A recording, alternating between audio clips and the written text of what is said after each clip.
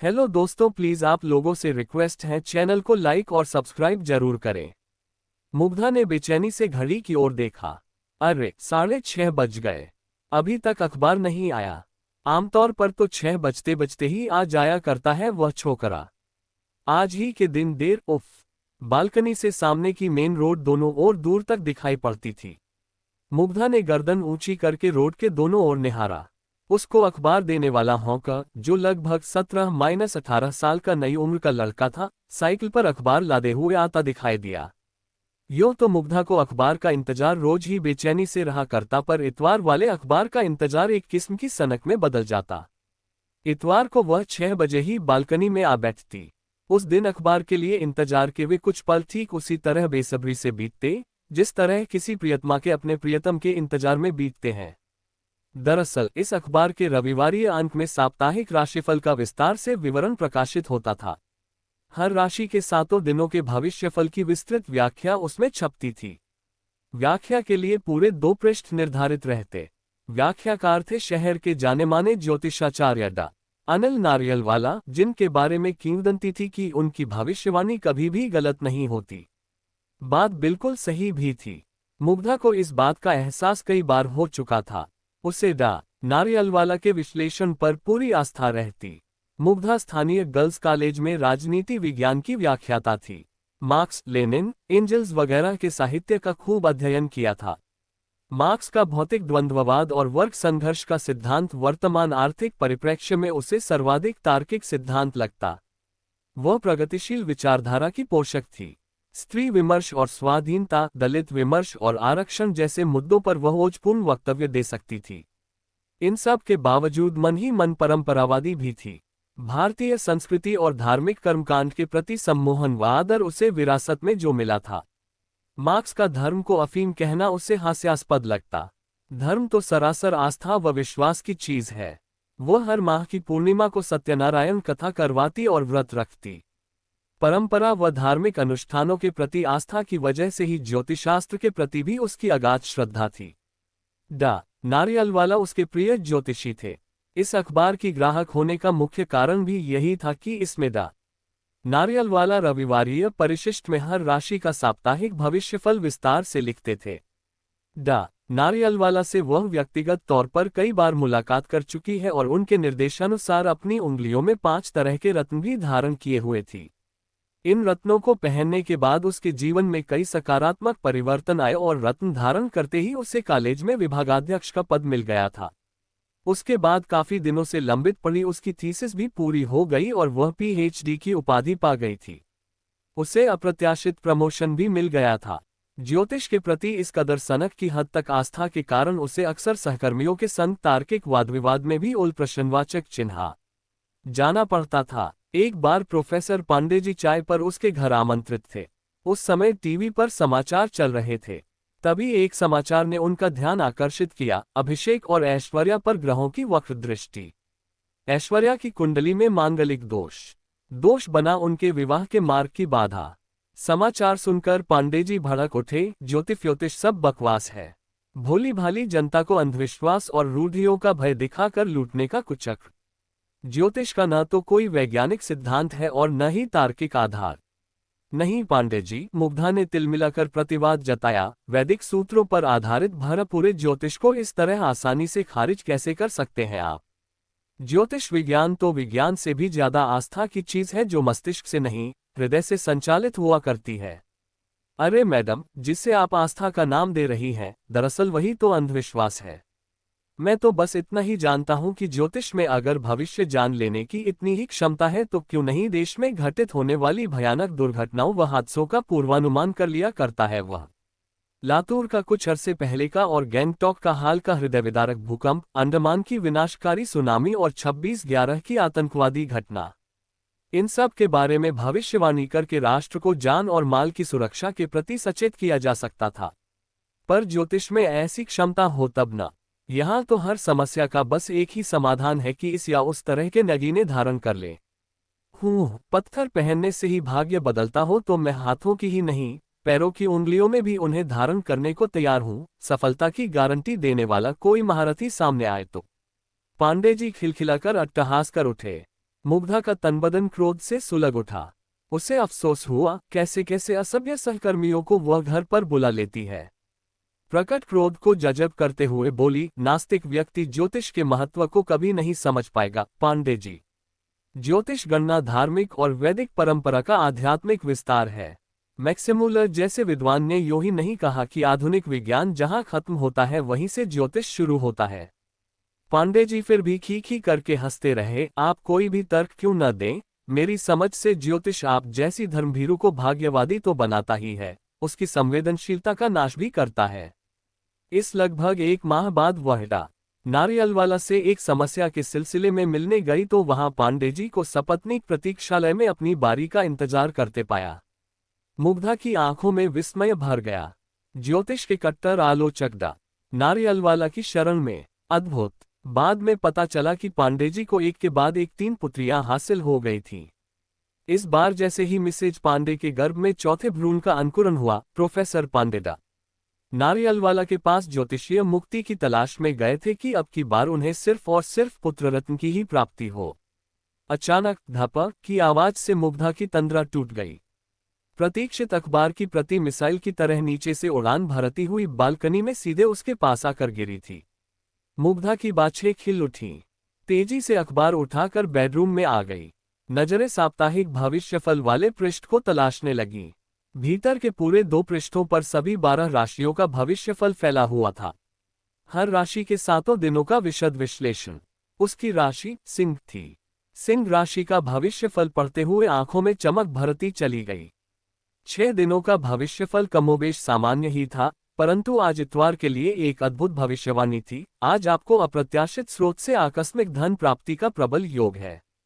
कहीं से भी किसी भी स्रोत से चलकर आपके घर में लक्ष्मी का आगमन निश्चित है।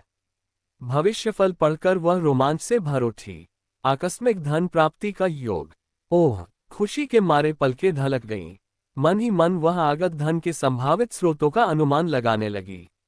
कहां से चलकर आ सकता है पैसा? वह लॉटरी टिकट कभी नहीं खरीदती कि उस पर पुरस्कार की घोषणा हो जाए। किसी सहयोगी या पड़ोसी को भी उधार पैसा दिया हो, याद नहीं आ रहा। मम्मी पापा के भी उसके पास मिलने आने की संभावना नहीं है कि वे ही सौगात के बतौर उसे कुछ रुपए दे दें।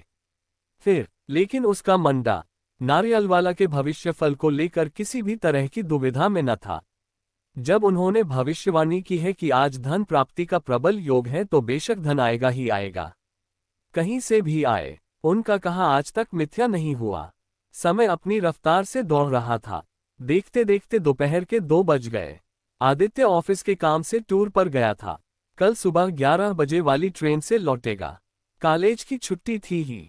दोपहर के भोजनादि से निबटकर मुग्धा बिस्तर पर आ लेटी। कुछ देर टीवी देखा, फिर झपकी आ गई। कॉलबेल की मधुर आवाज से नींद खुली तो घड़ी की ओर नजरें चली गईं। 5 बजे थे। कौन हो सकता है दरवाजे पर? हाथों में उसको देने के लिए कड़क नोट थामे कोई देवदूत। धड़कते दिल से दरवाजा खोला। सामने काम वाली बाई खड़ी थी। उत्तेजना की रौ में महरी की दैनिक समय की बात दिमाग से काफूर हो गई थी। वह मन ही मन मुस्कुरा कर रह गई। बिना किसी स्रोत के रुपए कहां से आएंगे भला? 3/4 दिन तो बीत गया। शेष बचे कुछ घंटे भी मुट्ठी में रेत की तरह फिसल जाएंगे। नारियलवाला के भविष्यफल को लेकर पहली बार मन शंका से भर उठा। देह शिथिल होने लगी, पर मन के एक कोने में क्षीण सी आशा की लौ अभी भी टिमटिमा रही थी। अभी भी दिन को बीतने में कुछ घंटे शेष हैं। चमत्कार घटने के लिए तो एक ही पल काफी होता है। पिछले दिनों ही मार्केज का उपन्यास 100 Years of Solitude खरीदा था। व्यस्तता की वजह से पढ़ नहीं सकी थी। उपन्यास लेकर पढ़ने के लिए पलंग पर आ लेटी। उपन्यास इतना रोचक था कि शेष होने के बाद ही छूटा। अरे 7 बज गए, यानी कि पहली बार गुरुजी का भविष्यफल गलत साबित होने जा रहा है। मन बेचैनी से भरने लगा तो बेचैनी को दूर करने के लिए उसने सोचा चौक तक की एक छोटी सी सैर ही कर ली जाए। झंडा चौक घर से 1 किलोमीटर की दूरी पर ही था। फ्लैट में ताला लगा कर नीचे आ गई। बाजार की रौनक धीरे धीरे सिमटने के क्रम में थी। दुकान प्रतिष्ठान बंद होने लगे थे, पर चौक पर अभी भी खासी चहल पहल थी। बड़े बड़े शोरूम अभी खुले हुए थे। बाईं ओर के लैंप पोस्ट तले एक गोलगप्पे वाला खोमचा लगाए खड़ा था। भीतर की निराशा को तिरोहित करने के लिए वह उसके पास आ गई। फिर एक के बाद एक पूरे 10 गोलगप्पे, इमली का तीखा मसालेदार पानी उदर के भीतर गया तो मन रुई की तरह हल्का हो गया। गोलगप्पे वाले के बगल में ही रामखेलावन का फलों का ठेला था। वह रामखेलावन की स्थायी ग्राहक थी। रामखेलावन उसे देखते ही चहका, क्या तौल दें, मेम साहब। मुग्धा ने एक नज़र ठेले पर रखे फलों पर डाली। आदित्य को अंगूर खूब पसंद हैं। उसने 1 किलो अंगूर तौल देने को कहा। कितने पैसे भैया? 90 रुपये, मेम साहब। मुग्धा ने उसकी ओर 100 का नोट बढ़ा दिया। तभी 2-3 ग्राहक और आ गए और रामखेलावन उन्हें तत्परता से सौदा देने में लग गया। उनके चले जाने के बाद वह एक क्षण को चिंतन की मुद्रा में आया और फिर बंडी की भीतरी जेब से 100-100 के 4 नोट निकालकर उनमें 10 का नोट मिलाया, फिर मुग्धा की ओर बढ़ा दिए। ये रहे आपके बाकी पैसे। 410 रुपये देखकर मुग्धा सकपका गई। भैया, हिसाब ठीक से देख लिया ना? रुपए थामते हुए वह हकला उठी। लो, कर लो बात। रामखेलावन ने दांत निपोड़ दिए। उसके होठों पर निश्चल हंसी खिलाए। हिसाब किताब के मामले में इतना भी कमजोर नहीं है मेम साहब। अरे, 500 में 90 गया तो कितना बचा? 410 ही ना। मुग्धा के जेहन में दा नारियलवाला का भविष्यफल कौंध गया। अप्रत्याशित स्रोत से आकस्मिक धन प्राप्ति का निश्चित योग। ओह, दिन के आखिरी चरण में गुरुजी की भविष्यवाणी आखिरकार सत्य साबित हो ही गई ना। वह मूर्ख तो बेकार ही विचलित हो रही थी। गुरुजी महान है। नोट पस में डालते हुए उसके पांव जमीन पर नहीं पड़ रहे थे। सुबह 6 बजे ही नींद खुल गई। आज भी कॉलेज बंद था। आदित्य 11 बजे से पहले लौटने वाला नहीं था। वह बेसब्री से उसका इंतजार कर रही थी। इस अप्रत्याशित धन के मिल जाने की खुशी उससे बांटना चाहती थी। फिर आज के दिन को शानदार तरीके से सेलिब्रेट करने की योजना भी बनाने वाली थी। ब्रश में पेस्ट लगाकर मुंह में डालती मुग्धा बालकनी में चली आए। बालकनी के सामने पक्की सड़क दोनों ओर दूर तक किसी लंबे अजगर की तरह पसरी हुई थी। दिन का उजाला अभी पूरी तरह खिला नहीं था और वातावरण में हल्की धुंध छाई हुई थी। रोड पर आवाजाही ज्यादा नहीं थी। अचानक उसकी नजर बाईं ओर से आते एक व्यक्ति पर चली गई। अरे, ये तो रामखेलावन लग रहा है। लग क्या रहा है, रामखेलावन ही है। तेज तेज लंबे लंबे डग भरता उसी की ओर चला आ रहा था वह। मुग्धा का कलेजा धक से रह गया। संभावित अपमानजनक और जलालत की स्थिति की आशंका से पूरा बदन सूखे पत्ते की तरह कांप गया। निश्चित रूप से रामखेलावन को रात में हिसाब मिलाने के क्रम में भूल का एहसास हो गया होगा। रात भर सो नहीं पाया होगा। अपनी रकम लेने के लिए अगले सुबह ही दौड़ा हुआ उसके फ्लैट पर आ पहुंचा है। उफ, एक क्षण को मुग्धा की पलकें भय से ढलक गईं। जेहन में एक कोलाज कौंध गया कि रामखेलावन हवा में हाथ नचाकर उसे खरी खोटी सुना रहा है। वाह मेम साहब, वाह। अरे, हम तो ठहरे गंवार जाहिल। आप तो कॉलेज की मास्टराइन हो। बच्चों को ईमानदारी और सच्चाई का पाठ पढ़ाती हो। जरा सी रकम पर नियत खराब कर बैठी। ये भी नहीं सोचा कि एक गरीब फेरी वाला इतनी बड़ी चोट कैसे बर्दाश्त करेगा। हमारी तो कमर ही टूट जाएगी। उसके मुंह से आवाज नहीं निकल रही है। उसका दिमाग तेजी से किसी उत्तर के विकल्प को ढूंढ रहा है। इसके पहले कि रामखेलावन उस पर हावी हो जाए, उसे अपने व्यक्तित्व का रौब गांठ देना होगा। इतना फनफनाने की क्या जरूरत है भैया? भूल तुमने की है। मैंने तो नहीं कहा कि 10 की जगह 410 लौटाओ। जितना निकलता है तुम्हारा ले लो ना। बस, वह तो लेंगे ही मेम साहब। रामखेलावन अभी भी तैश में बोलते ही जा रहा है, पर ताज्जुब हो रहा है कि ज्ञान विज्ञान की दुनिया भर में मशहूर किताबों को पढ़कर भी आपको ईमानदारी और नैतिकता का महत्व सम प्रश्नवाचक चिन्ह में नहीं आया। दरअसल दोष आपका नहीं।